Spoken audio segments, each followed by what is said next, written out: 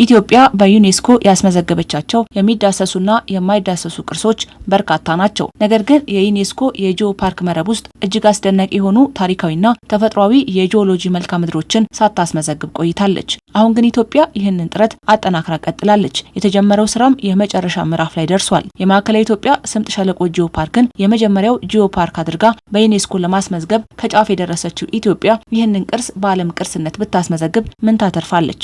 በዩኔስኮ መመዝገብ አንድ ትልቅ ጥቅሙ ዩኔስኮ የሚመዘግበው አውትስታንዲንግ ዩኒቨርሳል ቫልዩ ያላቸውን ነው።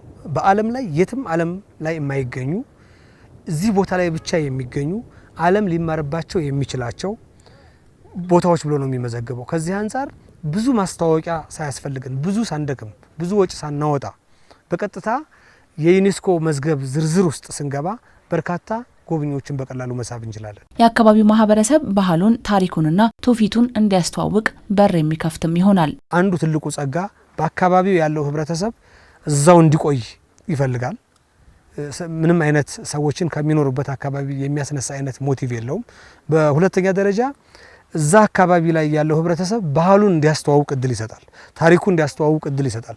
ምግቡን፣ ልብሱን፣ ሁሉን ነገር ያለውን ነገር እንዲያስተዋውቅ እድል ይሰጣል። ስለዚህ የሁለቱም ዞኖች የስልጤ ዞንም የምስራቅ ጉራጌ አጠቃላይ ባህል፣ ታሪክ፣ ተፈጥሮ ሀብት በዓለም ላይ በቀላሉ ቶሎ ለመታወቅ ሰፊ እድል ይፈጥራል። ከምስራቅ ጉራጌ እስከ ስልጤ ዞኖች የሚሸፍነው የማዕከላዊ ኢትዮጵያ ስምጥ ሸለቆ ጂኦ ፓርኩ በአካባቢው ላሉ የወራቤ ዩኒቨርሲቲን ጨምሮ በአገሪቱ የሚገኙ ዩኒቨርሲቲዎች ጥናትና ምርምር እንዲያደርጉም እድል የሚፈጥር ነው። በብዛት የሚመራመሩበት ቦታ ዩኒቨርሲቲዎች ተማሪዎቻቸውን ተግባራዊ የሆነ ትምህርት የሚያስተምሩበት ቦታ እንዲሁም ደግሞ ብዙ ጎብኚዎች ኢንተርናሽናል ጂኦ ፓርክ ሆኖ በሚመዘገብበት ጊዜ መጥተው የሚጎበኙት ቦታ ነው።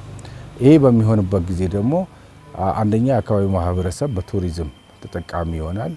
ሁለተኛ ባህሉን በማዳበር ተጠቃሚ ይሆናል። ሶስተኛ ተፈጥሮን በመጠበቅ ተጠቃሚ ይሆናል ማለት ነው እና ይሄ ከሌሎቹ ቅርሶች አንድ የሚያደርገው ምንድነው? ትልቅ የማህበረሰብ ጠቀሜታን ማዕከል ያደረገ ነው። ፓርኩ የዓለም ቅርስ ሆኖ ሲመዘገብ ኢንቨስትመንትን የሚስብ መሆኑ የተነሳ ሲሆን ለሀገሪቱ ብሔራዊ ኩራትም ይሆናል። ኢንቨስትመንት ወደ አካባቢው እንዲመጣ ያደርጋል። ብሔራዊ ኩራት ይሆናል። ከምንም በላይ ኢትዮጵያ ለመጀመሪያ ጊዜ የምታስመዘግበው ዓለም አቀፍ ጂኦ ፓርክ ቅርስ ነው የሚሆነው። ይሄ ለኛ ትልቅ ኩራት ነው። ከዚህ በፊት አድርገነው አናቅም።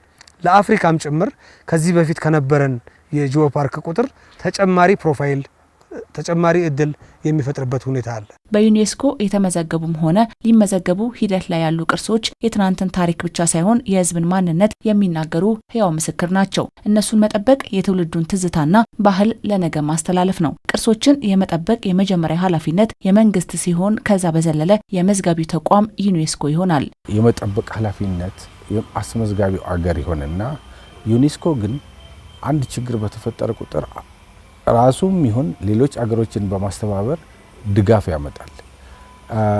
ትልቁ ነገር እዚህ የጂኦ ፓርክ ቅርስ አመዘጋገብ ላይ ምንድነው? ማህበረሰቡ እውቅና እንዲያገኝ የማንቃት ስራ ይሰራል፣ የማስተማር ስራ ይሰራል። ከዛ በኋላ ማህበረሰቡም እየተጠቀመም እየጠበቀም ይሄዳል ማለት ነው። የማዕከላዊ ኢትዮጵያ ስምጥ ሸለቆ ጂኦ ፓርክ 3152 ኪሎ ሜትር ስኩዌር የሚሸፍን ሲሆን 44 ሳይቶችን ያካተተ በ14 ወረዳ የሚገኝ ነው።